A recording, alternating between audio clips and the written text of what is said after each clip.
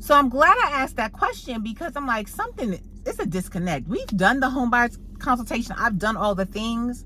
So there's a disconnect with this buyer. We getting in, like, I know, like, I ain't signing up for another year of roach houses. I'm gonna go ahead and apologize now for the angle of this, but just bear with me, because I just have to record this video and I don't have my car mount yet. I'm about to I'm 99.9%, 9.9999% sure that I will be letting a buyer go and possibly referring. I'm sure I can find somebody to refer her to, some agents here that don't have business and are going to be okay, and that they have the time and just will take this on. But I recorded this video in jest, but also in seriousness. Like, Realtor Reality, I'm selling $500,000 homes, and I'm selling homes with roaches on the counter. It's not all glitz and glam. So check out my book, The Ugly Side of Real Estate. And yes, part of me is like, what are we doing? And then my bank account says we don't discriminate. I do not want to be out here kicking tires with buyers. And I definitely don't want to kick tires with buyers in low price points. I'm working with a buyer that is in an extremely low price point. And we are finding homes, but the homes that we are finding, they come with things. One of those things being roaches. More homes than not, we're encountering roaches, right? But that's really not that's not the pet peeve. That's really not. What's bothering me is that we're kicking tires in these roach homes. It's one thing if they were definitive and they had a specific time frame, like, I need to be out in the next 3 months, I know what I'm looking for, such and such. That's not this buyer. I just checked in again with this buyer and I said, what's your goal to move by? Because initially it was December 25 or the beginning of 26. She responded back to me and said December 26. So I called her and I said, was that a typo? And she was like, no, I'm just, giving myself by the end of next year, I should definitely be able to find a place. And I was like, okay, no, well, tell me what has changed, or what's your expectation? Because looking for a property for a whole year, that's not normal.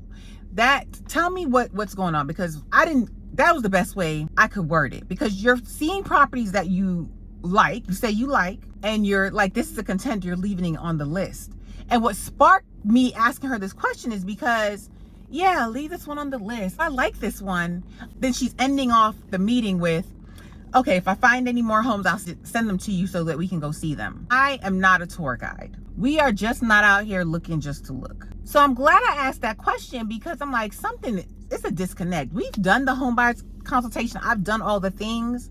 So there's a disconnect with this buyer. I was already hesitant on taking on this buyer at this price point because I know what this price point brings. I wasn't even factoring in the roaches. I didn't even think we was gonna find properties. So to find properties and seeing what the properties are looking like, but then we do find the gems in these properties. Got one under contract and then she terminated because she ain't like the area. At this price point, you're not living next to the Jeffersons, but okay.